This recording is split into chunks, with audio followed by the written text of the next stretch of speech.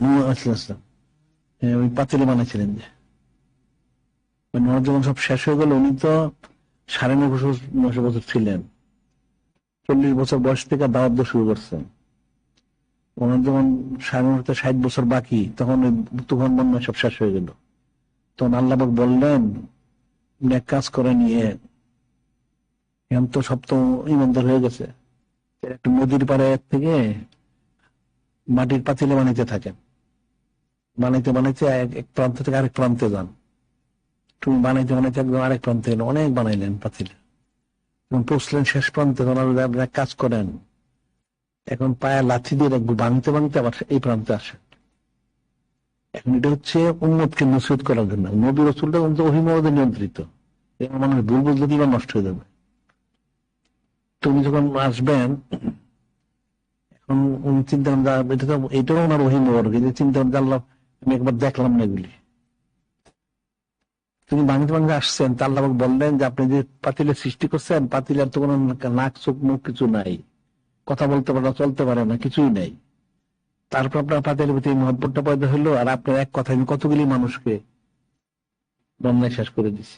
আমি মহব্বত করে সৃষ্টি করি নাই, আমি মহব্বত করে সৃষ্টি করছি।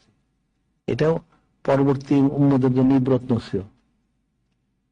আর একটা হাদিস আছে যে আল্লাহ সৃষ্টি করলেন, ইন্নাল্লাহ খালাকা রহমাতিন ওয়া খালাকা মিয়াতা রহমাতিন ফামসাকা মুত্তাসাওয়াতিন ওয়া আরসালা ফি খালকি কুল্লি রাহমাতান ওয়াহিদা। যে আল্লাহ পাক খালাকা মিয়াতা রহমাতিন ফামসাকা ইনদা তাসাওয়াতিনা ওয়া আরসালা ফি খালকি কুল্লি রাহমাতান ওয়াহিদা।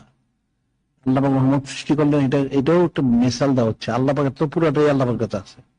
100 ভাগ করলেন, নিজের কাছে রাখলেন, 1 ভাগ দিলেন, 1 ভাগকে আবার 100 ভাগ করলেন, 9 ভাগ দিলেন নূরে মুজাসসাম হাবিবুল্লাহ হুজুর পাক সাল্লাল্লাহু আলাইহি ওয়াসাল্লামকে। 10,000 ভাগ 1 ভাগ দিলেন সমস্ত সৃষ্টিকে। তাইলে সমস্ত সৃষ্টি 10,000 ভাগ 1 মহব্বতে ভাগ, বিন্দুতে বিন্দু বেছে। তাইলে এরপরে মানুষ মহব্বত করে, মানুষ জিন ইনসান সবাই করে, পশু পাখি সব। এই যে মুরগি মহব্বত করে সন্তানরে আঁকড়ায় রাখে, এই যে বিষয়গুলি সবাই তো মহব্বত করে। একটা তারা মহব্বত পাওয়ার কারণে এত মহব্বত করে, তাহলে নূরে মুজাসসাম হাবিবুল্লাহ হুজুর পাক সাল্লাল্লাহু আলাইহি ওয়াসাল্লাম, যিনি খালিক, যিনি মালিক আল্লাহ, উনি কত মহব্বত করেন। আসলে মানুষের তো বুঝ কম আছে। একটা সন্তানকে, সন্তান বাবার অধীন থাকে, সন্তানের সমস্ত কিছু বাবা দেখাশোনা করে, যা লাগে সে চেষ্টা করে, প্রত্যেকে তার সামর্থ্য তাকে দেওয়ার জন্য কোনো ঘাটতি করে না, ত্রুটি করে না।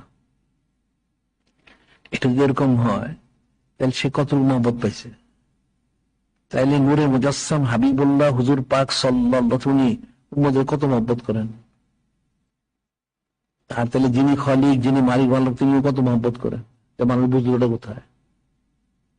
আল্লাহ লাকাদ জাআকুম রাসূলুম মিন আনফুসিকুম আজিজুন আলাইহি মা আনিতুম হারিসুন আলাইকুম বিল মুমিনিনা রাউফুর রহিম। আল্লাহ বললেন, এমন সম্মানিত রাসূল আসছেন, আজিজুন আলাইহি মা আনিতুম, তোমাদের যে কষ্ট সেটা আমার কাছে পছন্দ হয় না, সহ্য হয় না। এবং হারিসুন আলাইকুম বিল মুমিনিনা রাউফুর রহিম, তোমাদের যেটা ভালো সেটা চান, এবং তোমাদের অত্যন্ত দয়ালু করুণাময়। সুবহানাল্লাহ। উম্মতের কষ্টটা নূরে মুজাসসাম হাবিবুল্লাহ হুজুর পাশে অনুযায়ী সহনীয় না, সেটা আল্লাহ নিজে ঘোষণা করলেন।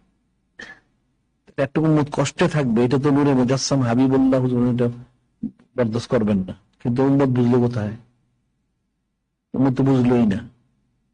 আবার উল্টা আলেমুলো কথা বলে না, আউযুবিল্লাহ।